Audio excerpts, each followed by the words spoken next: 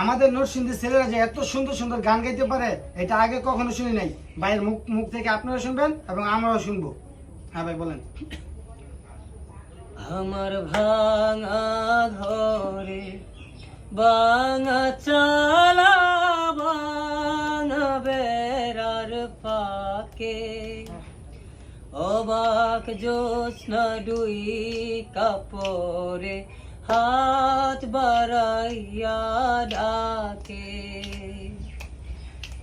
হাতি সারায় ডাকে কিন্তু মুখে বলে না। আমার কাছে আইলে বন্ধু আমারে পাইবা না।